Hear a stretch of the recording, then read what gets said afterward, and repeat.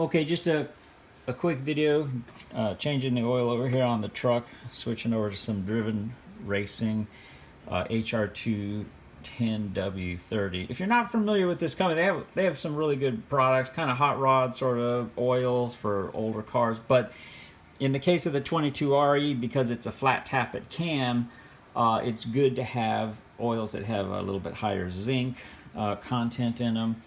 Not good for your catalytic converter, but you know, it is good for the camshaft lobes. I run Lucas ZDDP additive, 8 ounces with each oil change.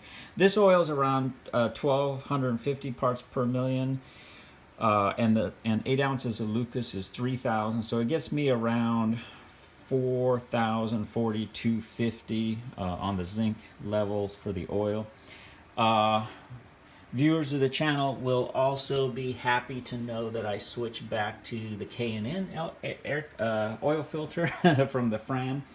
For the people who commented on the channel, like, what are you doing running a Fram filter on your motor? The reason that was on the motor was when I broke the motor in and set the rings, I used a special Lucas engine break-in oil. It's like a mineral oil kind of without any detergents or anything. And I can't remember for sure, but I think that oil, they don't want you to run a filter which has super high micron filtration like the K&N HP-1002 does. And so, excuse me, so I was looking around to try to find a cheapy oil filter that I could slap on the motor and then just, you know, dump the break-in oil after 300 miles. And so that's why that Fram filter was on there. I dumped the oil and I was running the regular oil through, and I got lazy and didn't change the filter. But now we got the K&N back on there, and the K&N is a terrific filter, by the way, for anyone who's looking for a top-notch filter. It has a much better micron filtration than most all the other oil filters out there, so it's really great. And like I say, the only reason I was running that Fram was because I was using that special break-in oil and stuff. So let's see what else is going on with the truck. Just changing the oil. Like I say, switching over to the Driven Racing HR2. I had been running the liquid moly with molybdenum disulfide 10W40. Seemed like it was an okay oil. I don't know, it was a little weird. You know, it's kind of got a weird gray color to it because of the additives. I couldn't tell you if it, you know, accomplished anything either way. I want to try the Driven Racing oil since it's kind of more of a traditional oil. Driven Racing oil is kind of for older motors that have, you know, flat tappet cams, and that's the situation with the 22RE. You know, our cam lobes ride directly on the rocker arm. This oil, if I'm not mistaken, has a zinc levels of 1,250 parts per million. Now I add in half a bottle, 8 ounces, of the Lucas ZDDP as well, which should give me an additional 3,000 parts per million of zinc. And so that gives a little more cushioning to the cam lobes and stuff. The zinc additive is not good if you're running a catalytic converter, so be aware of that. But otherwise, for, you know, older motors and, you know, V8s and things, it is good to have that in there because modern oils synthetics tend to take that out. You can talk to the guys over at Driven or any oil company, and they can kind of give you the lowdown on that.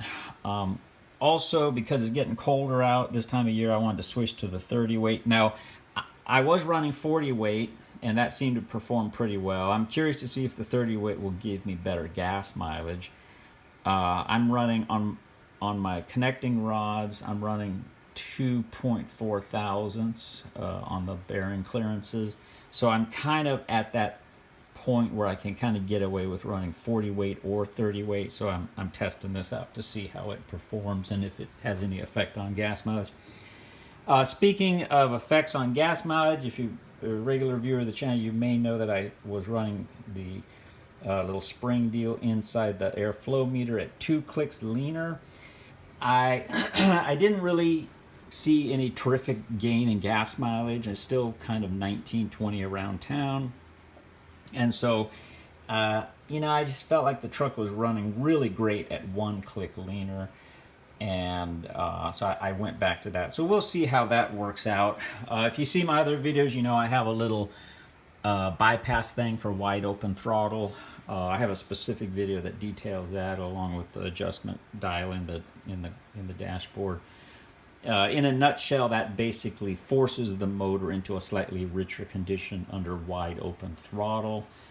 I normally don't go around driving my truck wide open throttle too much, only if I'm trying to, you know, merge into traffic and beat somebody or get around a slow vehicle on the highway or something.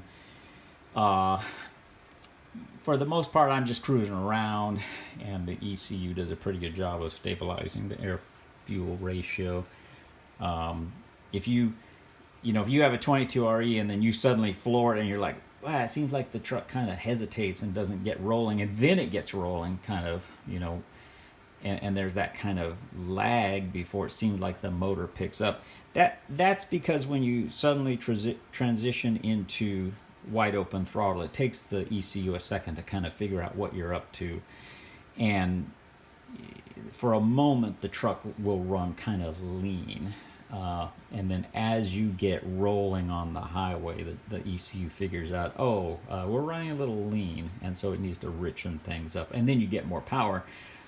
What I've done here is I've just put a switch that more or less forces the ECU to do that same routine, but effectively instantaneously. So anyways, that's the deal. Trying out the Driven Racing HR2 oil. We'll see how that goes. I know everybody will be happy to know we've got the K&N filter back on the truck. I'm happy about that, so no more Fram for me for a while. And I think that's the latest. If anyone has any questions on anything regarding oil or that kind of stuff, feel free to leave comments below. And thanks for watching.